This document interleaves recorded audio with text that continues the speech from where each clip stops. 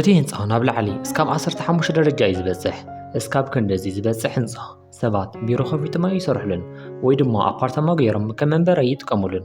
ኣብ ክንደዚ ዝኣክል ህንፃ ዝነብሩ ናይ ከተማ ሻፋቱ እንትኾኑ ናይቲ ከተማ ገበን እውን ዝሳልጥዎ ኣብዚ ብምዃኑ እዩ። ቅድሚ ሕጂ ወታደራት ነዞም ሰባት ንክሕዙ ተተለኣኹ እኳ ዝኾነ ሰብ ሒዝዎም ኣይፈልጥን። ኣብቲ ፎቅ ዝርከቡ ሸፋቱ ከም ደረጃኦምን ከም ክእለቶምን ኣብቲ ገዛ ይቕመጡ።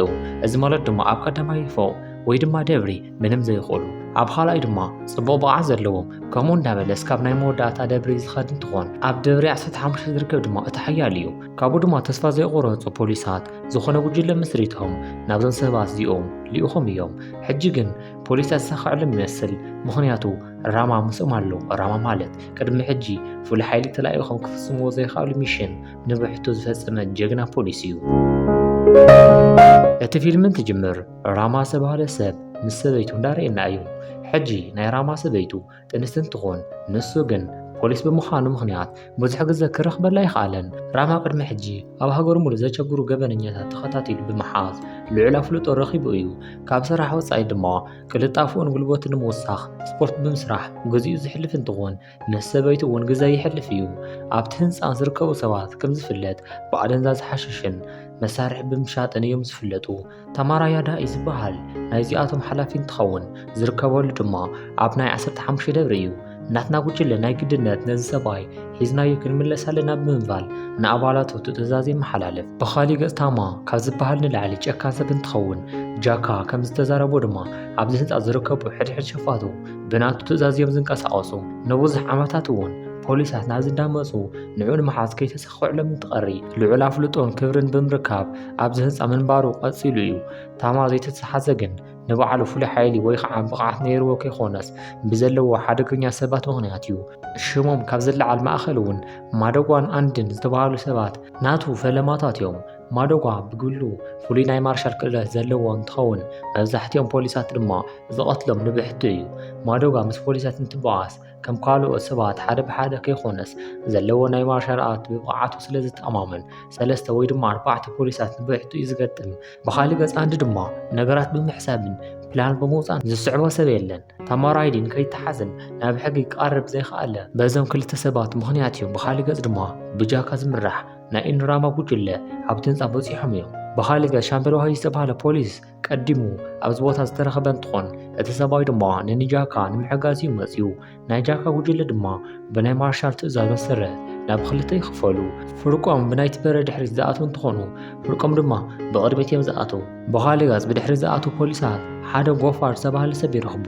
ፖሊሳት ድማ ብልዕሊ ጎፋር እንትዛረቡ ራማ ኣብቲ ቦታ ይበፅሕ እሞ ብሂወት ንክተርፍ ይገብሮ። ጎፋር ድማ ነዚ ዝገበረ በዓልቲ ገዝኡ ስለ ዝሓምት ብታሓንቲ ሒዙ ናብ እንዳኸደ ስለ ዝኾነ ናይታ ሰበይቲ ሂወት ንምትራፍ ኢሉ ብነፃ ንምስዳድ ብምባል እዩ።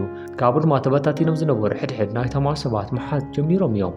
እዚ ከምዚ ኢሉ እንዳሃለወ ብቅድሚት ዝኣተው ፖሊሳት ነቲ ኦፕሬሽን ብዝግባእ ክፍጽምዎ ኣይከኣሉን። እዚ ዝኾነሉ ምኽንያት ድማ ሓደ ንእሽቶ ቆልዓ ኣብ መንገዶም ስለ ዝኣተወ እዩ። ፖሊሳት ናብዚ ቅድሚ ምምፅኦም ዝተዋህቦም ትእዛዝ ኣብቲ ህንፃ ዝርከቡ ኩሎም ሰባት ንኽቕጠሉ እዩ ነይሩ። ንሳቶም ግን ብዘይምፍላጥ ንእሽቶ ቆልዓ እዩ ኣገዲዶሞ እዮም ዝኾኑ ብምባል ነቲ ቆልዓ ብሂወት ገዲፎሞ እዮም። ብኻሊእ ገጽ እቲ ቆልዓ ንታማ ዝሰርሕ እንትኸውን ታማ ኩሉ ነገር ብካሜራ ኣብ ዝርኢ ሰዓት ፖሊሳት ባበይ ከባቢ ይመፁ ከም ዘለዉ እንዳጻረየ ይርከብ። ካብኡ ድማ ታማ ኣብቲ ህንፃ ዝርከብ ሕድሕድ መውፅእቲ በሪ ንክዕፀዩ ኣዝዩ እዩ። ካብኡ ድማ ንዖም ዝሕግዝዎም ኣብ ደገ ስልክ ደው ኢሉ ዝፀውዑ እንትኾኑ እቶም ሸፋቱ ድማ ኣብ ደገ ዝርከቡ ፖሊሳት ብምቕታል ስርሖም ይጅምሩ። ብታማ ዝምርሑ ጉጅለ ቀለልቲ ኣይኮኑን። ቅድሚ ፖሊሳት ምምፅኦም ኣብ ሕድሕድ ህንፃ ስናይፐር ተኮስቲ ዝቐመጡ እንትኾኑ ሕጂ ድማ እቶም ፖሊሳት ሓደ ብሓደ ምቕታል ጀሚሮም እዮም። እቶም ፖሊሳት ድማ ገና ናብቲ ህንፃ እንትኣትዉ ዝሓዝዎ ሰባት ሕጂ ፖሊሳት እንዳቐተሉ ስለ ዝኾኑ ነቲ ዕድል ተጠቂሞም ዝተኣሰርዎ ምፍታሕ ክኢሎም እዮም። ካብኡ ድማ ታማ ካብ ኣንቲ ዝረኸቦ ምኽሪ ተጠቂሙ ኣብቲ ህንፃ ዝርከቡ መብራህቲ ንኽጥፍኡ ትእዛዝ የመሓላልፍ። ነዚ ድማ ዝገበሩ ንሶም እቲ ህንፃ ስለ ዝፈልጥዎ ነቶም ፖሊስ ድማ ሓድሽ ስለ ዝኾነ ብካሜራ እንዳተኸታተሉ ኣብ ዘለዎ ንምቕታል እዩ። ካብኡ ድማ እቶም ፖሊሳት መብራህቲ ስለ ዝጠፍአ ምንም ክገብሩ ስለ ዘይኽእሉ ነቲ ሻምበል ካልኦት ፖሊሳት ደው ኢሉ ንክጽውዕ ይነግርዎ። እንተኾነ ግን ሻምበል እዚ ትእዛዝ መንግስቲ ኣይፈልጦን። ነዚ ነገር ዝገብሩ ዘለዉ ኣብ ላዕሊ ዘለዉ ምስ ታማ ዝሰርሑ ጉዕዝያት ፖሊሳት እዮም። ታማ ነዞም ፖሊሳት እንዳፈራርሖም ስለ ዝኾነ ንዑን ምጥፋእ ደልዮም እዮም። ዝለኣኹና መንግስቲ ኣይፈልጠን ብምባል ዝሕዝን ዜና ይነግሮ። ሕጂ ድማ ሳጅን ጃክ ሓዊሱ ካልኦት ፖሊሳት ዋህዩ ሙሉእ ኣብ ፖሊስ ጣብያ ዝርከቡ ሰባት ብግዕዜና ዝተጨማልኦ ምዃኖም ተረዲእዎም እዩ። ናይ ባዕሎም ጥቕሚ ንምሕላው እንትብሉ ድማ ኣብ ግዕዜና ዘይነበሩ ንጹሃን ፖሊሳት ድማ ናብዚ ልኢኾሞም ኩሉ ነገር ከም ዘሎ ኮይኑ እዞም ፖሊሳት ባዕሎም ካብ ዝጉድ ዘይወፁ እንተኾይኖም ብናይታማ ሰባት ብግፍዒ ይቆተሉ እዮም። ራማን ጃካን ሓዊሱ ኩሎም ፖሊሳት ነዞም ሰባት ምስዓር ብወነ ተላዒሎም እዮም። እንተኾነ ግን ናይታማ ሰባት ቅድሚኦም ተዳልዮም ስለ ዝነበሩ ብጸልማት ድማ ብካሜራ ኣበይ ከም ዘለዉ ስለ ዝፈለጡ ኣብኡ ብዙሓት ፖሊሳት ቀቲሎም እዮም። እዚ ኩሉ ድማ ታማ ብካሜራ እንዳተዓዘበ ይርከብ። ኣብዚ ሰዓት ድማ አንዲ ካብ ኩሎም ፖሊሳት ንላዕሊ ራማ ናቶም ሰባት ንብሕቱ ብዙሓት እንዳቐተለ ምዃኑ ይርኢ። ቪድዮ ይሰርሕ ኣለኹ እየ ግን ድማ ብዙሕ ኣይረኣይን ዘሎ። ናትኩም ሓንቲ ላይክ ንዓይ ዓባይ ሓገዝ እያ። ሳብስክራይብኩም እሞ ኣይነግረኩም ምግቢ እያ። ሳብስክራይብ እንዳገበርኩም ኣዝግቡኒ ናብ ፊልመይ ክመልሰኩም። ካብኡ ድማ ምርኢትና ናብ ኒ ጃካ ትወስደና እሞ ጃካ ድማ ንፖሊሳት ሂወት ዋጋ ስለ ዝህብ ንኹሎም ናብ ድሕሪት ንክምለሱ ነጊርዎም እዩ። እቶም ፖሊሳት ድማ ብናይ ጃካ ትእዛዝ ኣብ ሓደ ክፍሊ ኣትዮም ዝተሓብኡ እንትኾኑ ራማን ጃካን ግን ሕጂ እውን ንናይታማ ሰባት ምግጣም ኣየቋርፁን። ብኻሊእ ገጽ ድማ ኣብቲ ክፍሊ ተሓቢኦም ካብ ዝነበሩ ፖሊሳት ሓደ ናብቲ መስኮት ኣብ ዝኸደሉ ሰዓት ብስናይፐር ተኮስቲ ይቕተል። እዚ ድማ ንኻልኦት ፖሊሳት ሓበሬታ ዝህብ እንትኾን ናብቲ በሪ ኮነ ናብቲ መስኮት ካብ ሕጂ ንድሓር ክጽጉዑ ኣይኽእሉን። ምኽንያቱ ናይ ስናይፐር ተኮስቲ ኣብቲ ክፍሊ ብምህላዎም ስለ ዝፈልጡ እንተደኣ ተንቀሳቒሶም ክቐትልዎም ይኽእሉ እዮም። ራማ ድማ ካልኦት ፖሊሳት ንከምልጡ ፓስ ተጠቂሙ ናይቲ ባይታ ምስባር ይጅምር።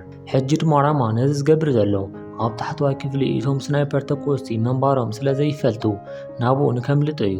በዚ ሕዝን ኩነታት እውን እዚ ዓላማ እውን ኣይሰርሐን። ዝተወሰኑ ፖሊሳት ቅድሚ ምውራዶም እቶም ሸፋቱ ንዖም መቕታል ጀሚሮም እዮም። ራማን ጃካን ነቶም ፖሊሳት ተኸቲሎም ናብ ታሕቲ ብምውራድ ኣብቲ ቦታ ዘለዉ ናይ ታማ ሰባት ቀትልዎም ይጅምሩ። እንተኾነ ግን ታማ ሕጂ እውን ካብ ካሊእ ቦታ ብዙሓት ሰባት ስለ ዝፀውዐ ሕጂ ንዖም ንምስዓር ከቢድ ይኾኖም። ራማ ድማ ከምቲ ዝኸርዎ ዘለዉ ክስዕርዎም ከም ዘይኽእሉ ብምሕሳብ ብጀምላ ሰባት ንምቕታል ይውስን።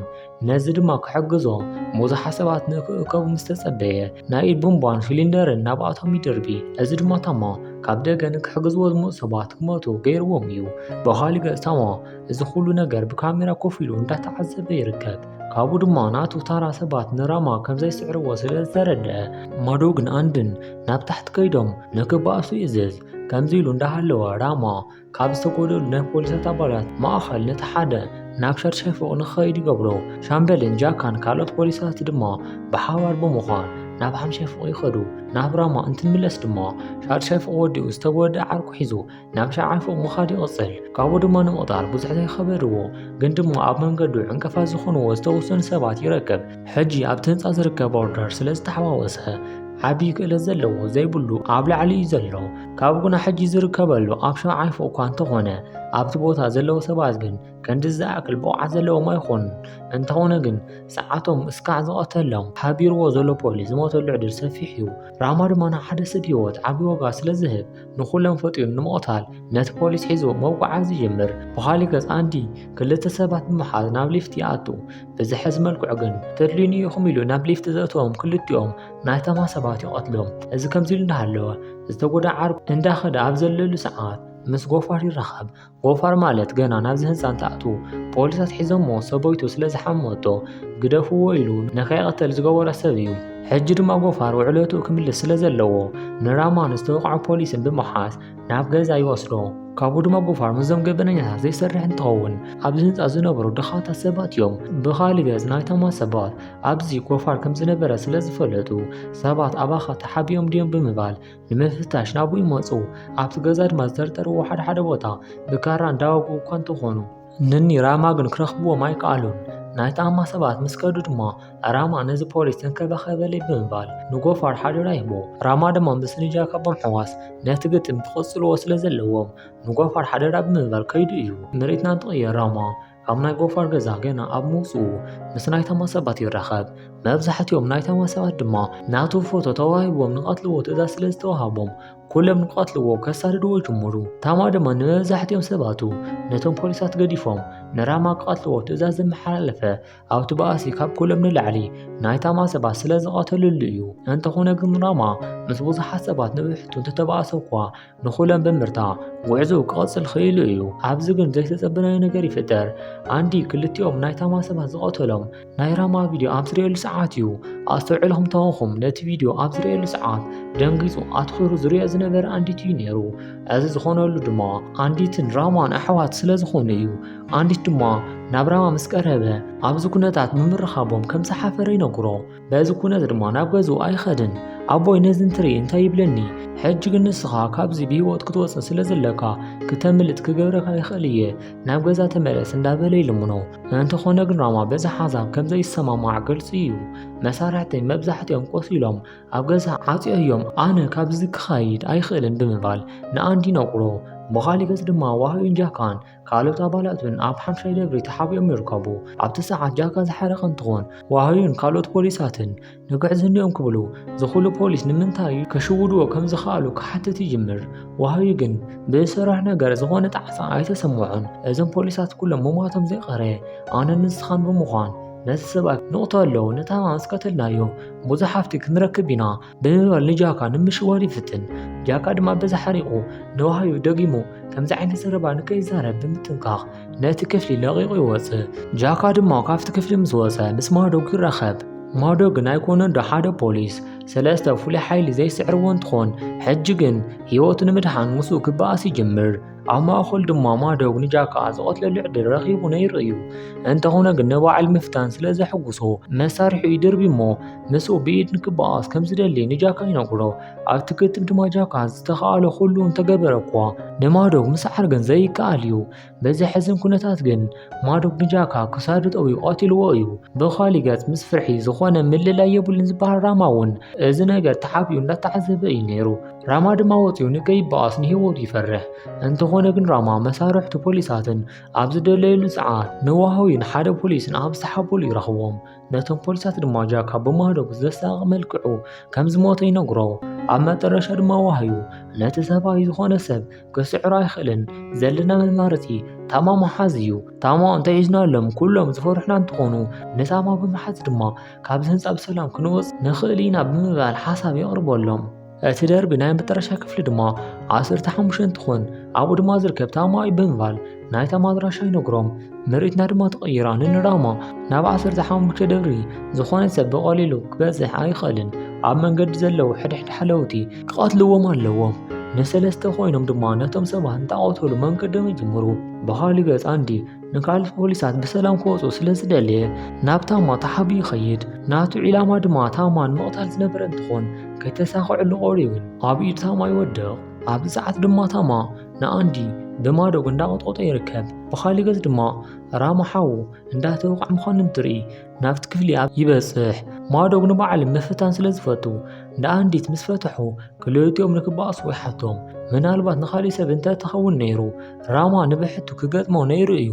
እንተኾነ ግን ማዶግ ከመይ ዓይነት ሰብ ምዃኑ ስለ ዝረኣየ ምስ ሓው ኮይኑ ብሓባር ንክገጥምሉ ተሰማሚዑ እዩ። ኣብቲ ግጥም ድማ ማዶግ ብልጫ ወሲዱ ንኽልቲኦም እንዳቐጠቐጦም ነበረ። እንተኾነ ግን ራማ ዝረኸቡ ዕድል ተጠቂሙ ክሳዱ ብኻራ ዘወቅኦ እንትኾን ማዶግ ግን ሙሉእ ንሙሉእ ኣዳኺምዎ እዩ። ብኻሊእ ገጽ ድማ ዋህዩ ናይ ታማ ገዛ ስለ ዝፈልጦ ናብኡ ይኸይድ። ናብቲ ክፍሊ እንትኸይድ ሓደ ፖሊስ ሓቢርዎ ዝነበረ እንትኾን ንታማ ድማ ይረኽቦ።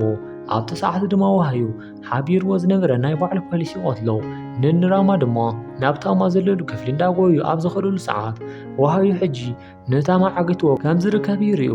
ሕጂ ድማ ነዚ ግጥም ይተዓወቱ ወይ ድማ ይሰዓሩ ከም ዝእሰር ይፈልጥ እዩ። ናቱ ዒላማ ድማ ንታማ ከም ተዓጋት ብምሓዝ ካብ ህንፃ ብሰላም ምምላጥን ካብ ፖሊሳት ንሓዋር ምጥፋእ እዩ። ታማ ድማ ናይ ዋህዩ ዒላማ ቀዲሙ ስለ ዝፈልጥ ካብ ፖሊሳት ከም ዘየምልጥ እንዳነገሮ ተስፋ ንክቆርፅ ይገብሮ። ናይ ታማ ዒላማ ድማ ሰሪሑ ሕጂ ዋህዩ ተስፋ ቆሪፁ እዩ። በዚ ሕዚ መልክዑ ግን ናይ ተስፋ ምቑራፅ ስምዒት ዘርእዮ ፈለማ ንታማ ብምቕታል እንትኾን ብምቕፃል ድማ ንባዕሉ ንምጥፋእ ይዳሎ። ነቲ መሳርሒ ድማ ናብ ባዕሉ ገይሩ ደጋጊሙ ነቲ ቃታን ትስሓቦ እኳ ክቐትሎ ግን ኣይከኣለን። ምክንያቱ ኣብቲ መሳርሒ ዝነበረ ሽጉጣት ቀዲሞም ዝተወድኡ እንትኾኑ እታ ቃልያ ዝነበረት ድማ ነታማ ቀቲልላ እዩ በዚ ሕዝን ኩነታት ዋህዩ ንባዕሉ ንምጥፋእ እንተደለየ እኳ ሕጂ ግን ንባዕሉ ከጥፍእ ኣይከኣለን። ኣብ መጨረሻ ፊልምና ድማ ራማን ሓውን ዝተጎዱ ኣባላት ፖሊሳትን ኮይኖም ነቲ ከሓዲ ዋህዩ ሒዞም መንገዶም ናብ ፖሊስ ጣብያ እንዳገበሩ ፊልምና ኣብዚ ትውዳእ።